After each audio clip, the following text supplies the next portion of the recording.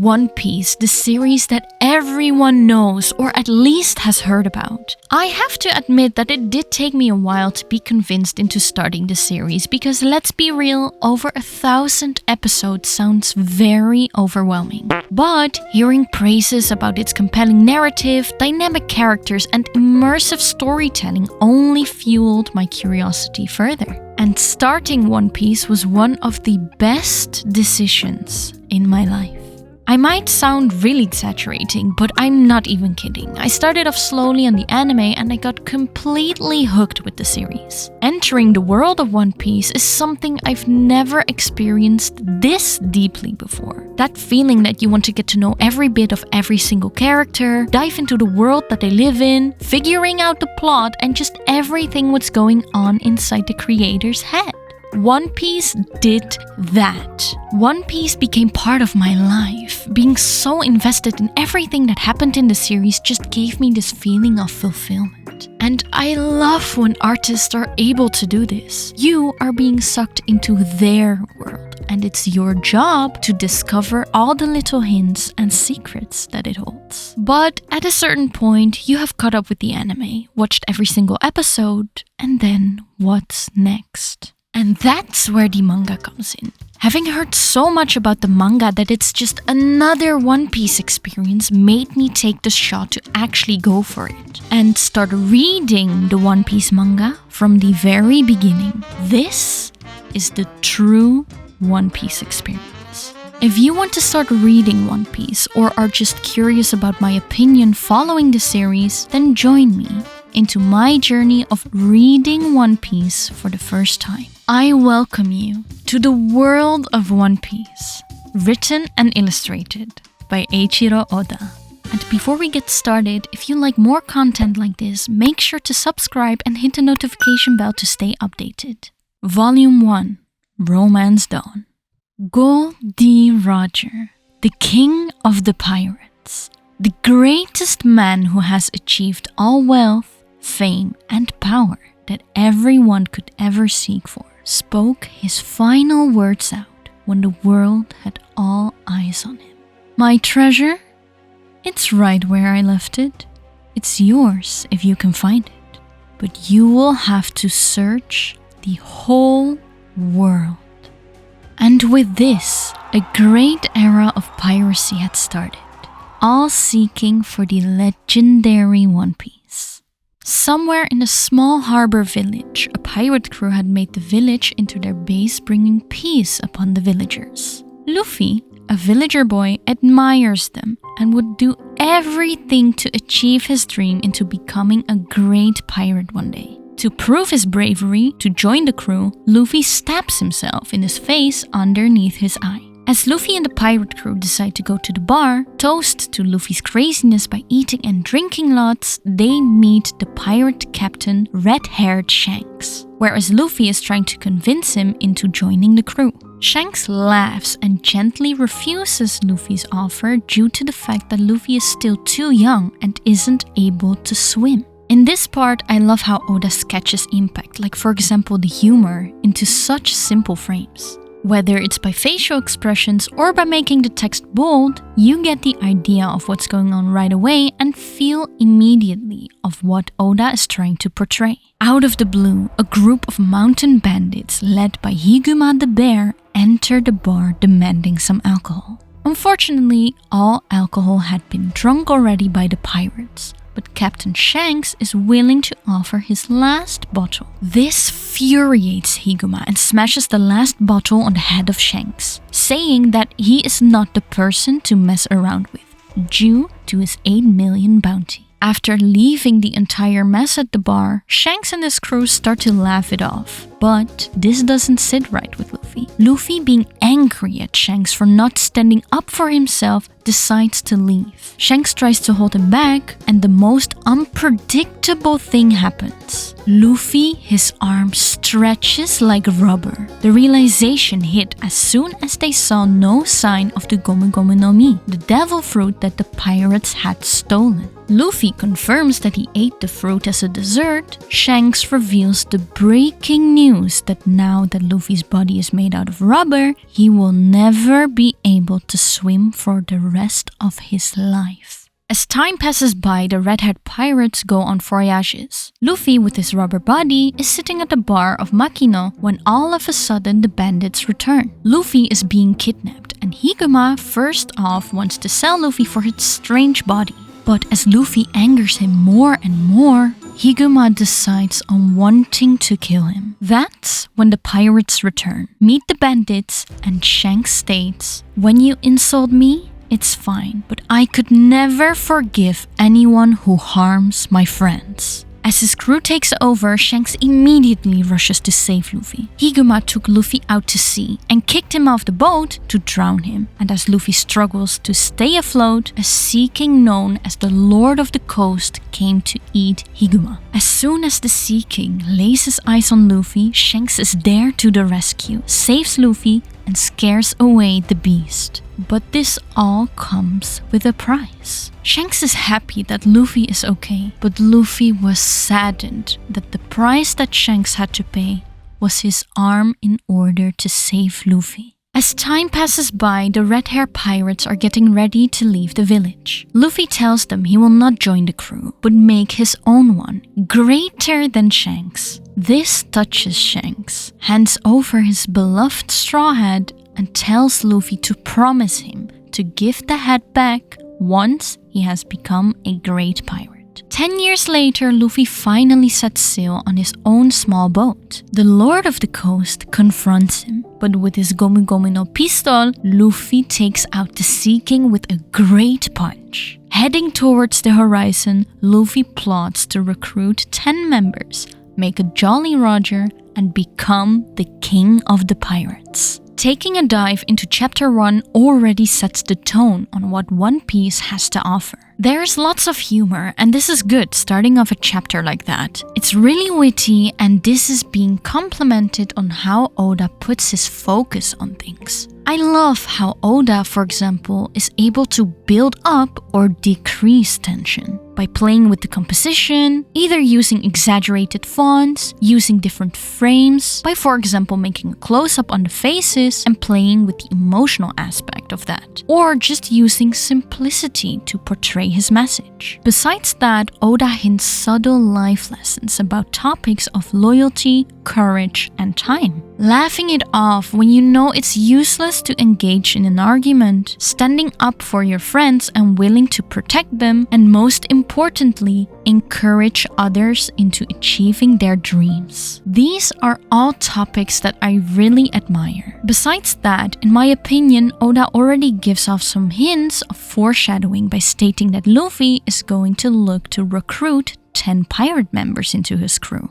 And in just one chapter, you already get to taste Oda's style of writing and the direction of where he wants to head the story to. As Luffy is sailing on sea and getting sucked into a huge whirlpool, we get introduced to another pirate ship with the lead lady pirate, Iron Mace Alvida. She's a very mean pirate who seeks validation from her workers by forcing them to call her beautiful. On the ship, we see a cabin boy named Kobe. He's a young, insecure boy who works for Alvida on the ship. Having found the barrel on the shore, Kobe takes it inside and gets fully surprised. The barrel breaks open and Luffy jumps out of the barrel, having taken a nap inside. All of the commotion causes Alvida to destroy the building with her giant mace. 3 of the henchmen have told Alvida about Kobe bringing in Luffy, as they have escaped into the forest. Meanwhile, in the forest, Kobe and Luffy have some small talk as Luffy explains what happened to him and asks Kobe for a small boat. Kobe shows him the boat he made all by himself, which took him years to make, and explains that he has always wanted to escape, but never had the courage to do so because of the mean Alvida. Luffy calls Kobe clumsy and dumb, and as insecure as Kobe is at the point, he completely agrees that he isn't brave enough to take action. But just as curious as he is, Kobe asks Luffy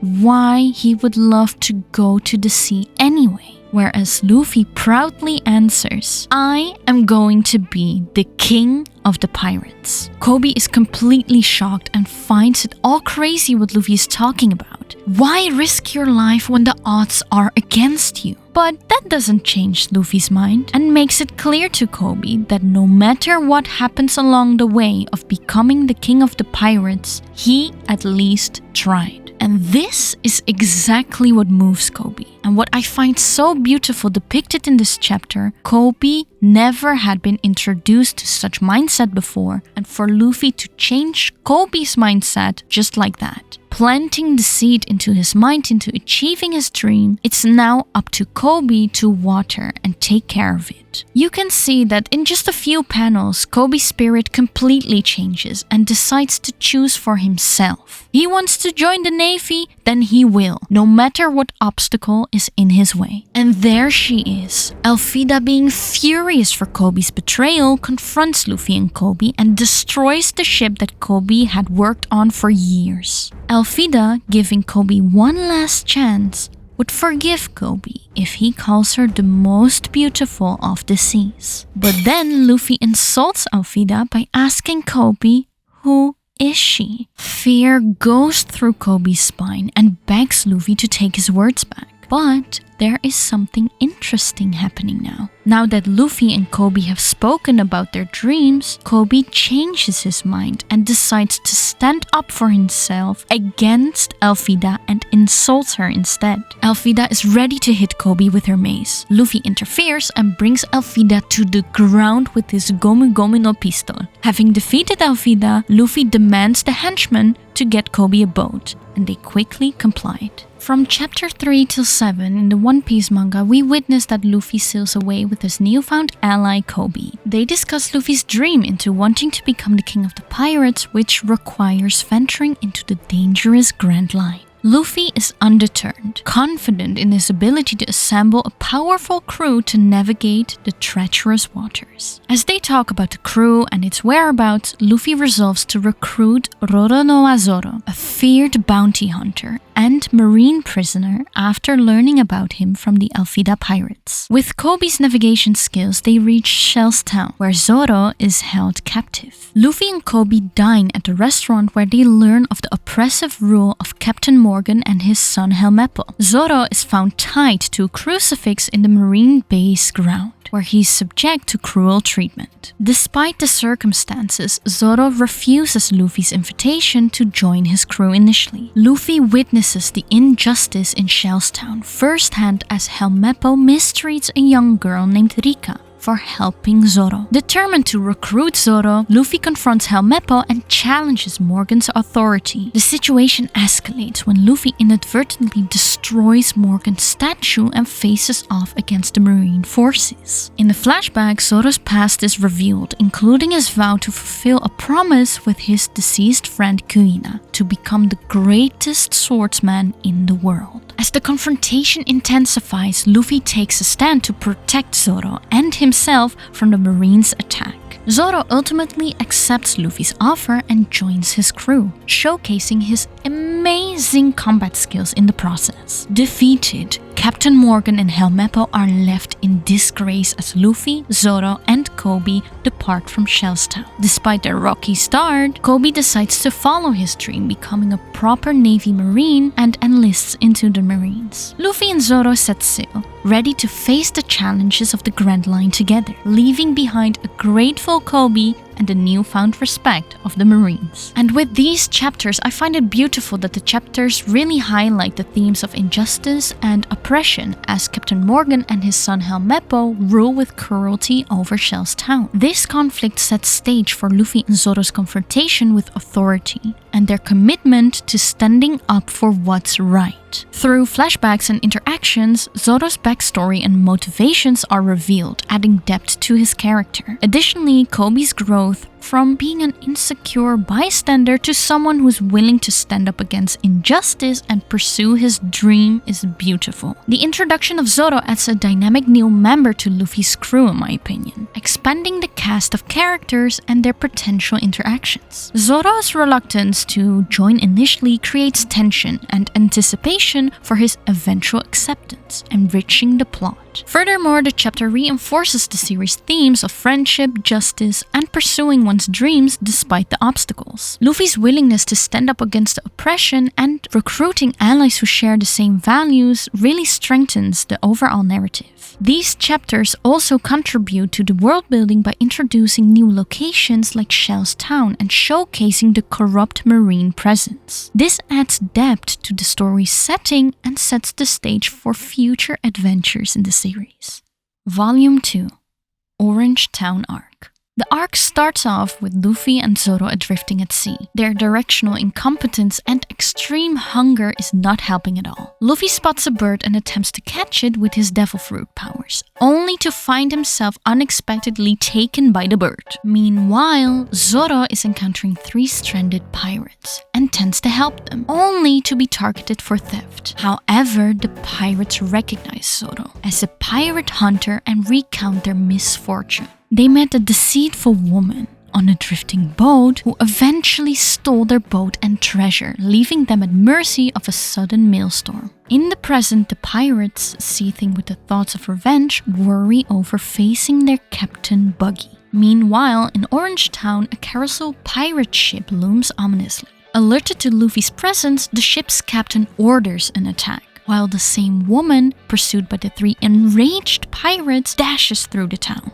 Despite the chaos, Luffy emerges unharmed from an explosion, catching the woman's attention. Impressed by his prowess, she dubs him as boss and orchestrates his dispatch of the pursuers. However, a blow to Luffy's head incurs to his wrath, leading to a swift defeat of the pirates. The woman, Nami, reveals herself as a pirate thief. Initially seeking partnership with Luffy, Nami shifts tactics upon learning his pirate status, opting to betray him to Buggy. She succeeds in delivering Luffy, who is imprisoned by Buggy. Nami then infiltrates into Buggy's crew to steal his treasure, but faces a moral dilemma when ordered to kill Luffy. Her conscience prevails, prompting Zoro's timely intervention. Engaging Buggy in combat, Zoro is confounded by the devil fruit, the ability to detach body parts, rendering Buggy impervious to conventional attacks. Nonetheless, the trio, Luffy, Zoro, and Nami, narrowly escape Buggy's clutches by turning his own cannon against him and the crew. I love how Nami is first introduced as a filthy thief that is running from angry pirates. It immediately grabs your attention since you get to see how her ability to outmaneuver the pirates shows her intelligence and quick thinking, making her a capable individual. Besides that, her interactions with Luffy and Zoro also showcases more depth into her character.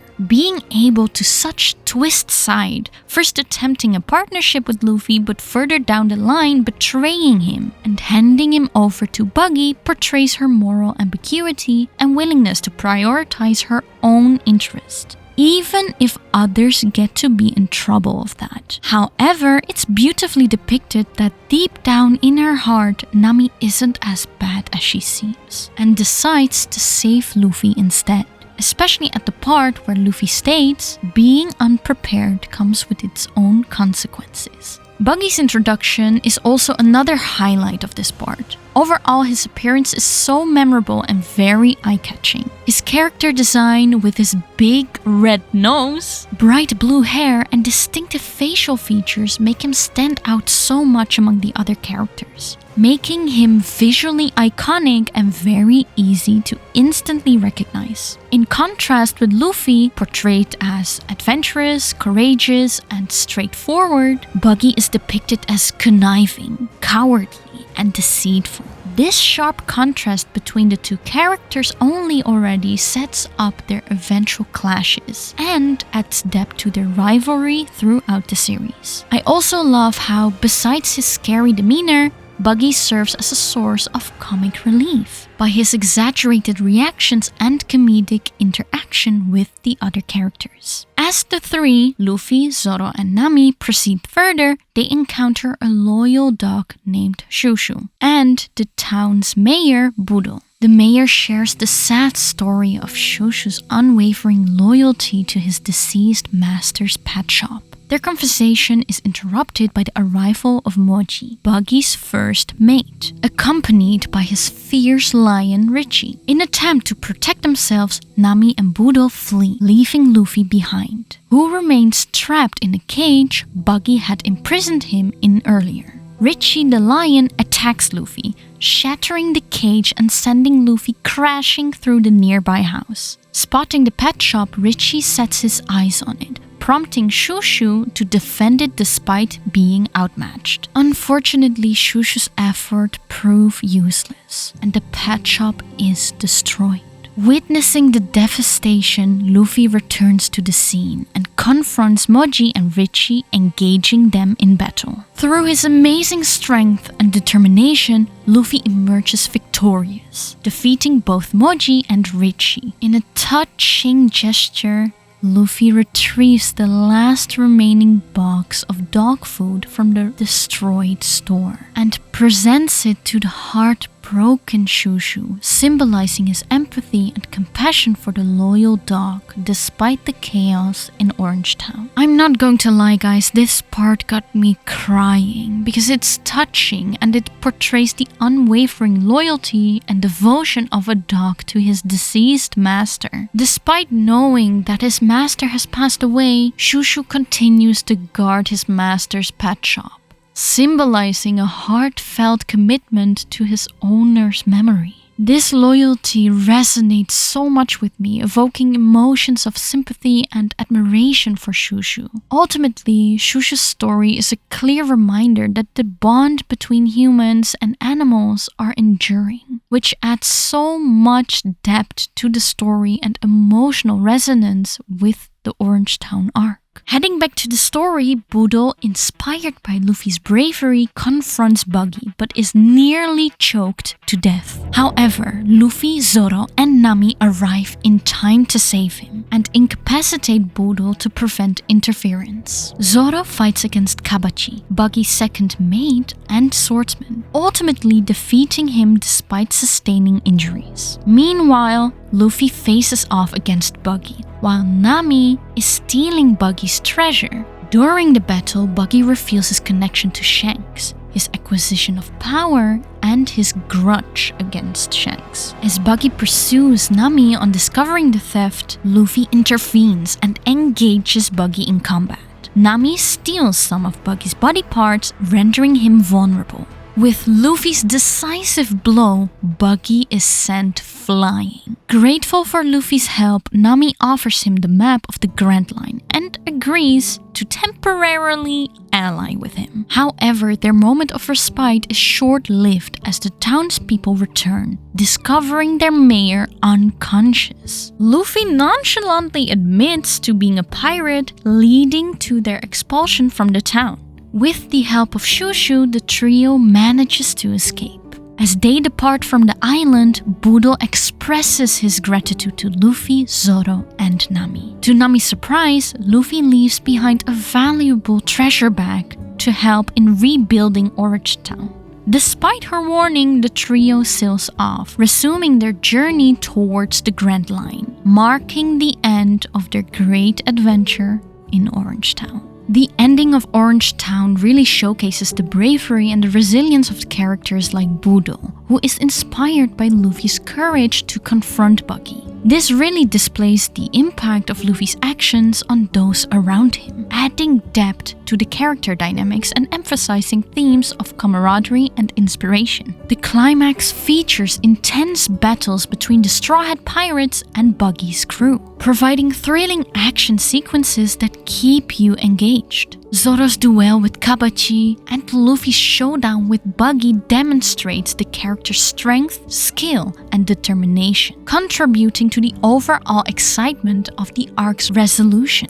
The ending of Orange Town arc is so heartwarming, as the Straw Hat Pirates demonstrate their altruism by leaving behind a treasure bag to help the townspeople to rebuild their homes. This act of kindness showcases the underlying sense of justice and compassion within the crew, leaving a positive and uplifting impressions on you as a reader.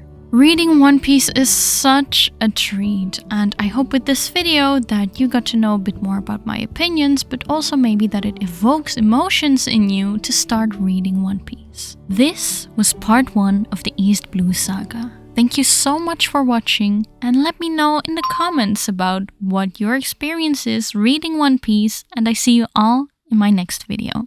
Bye bye!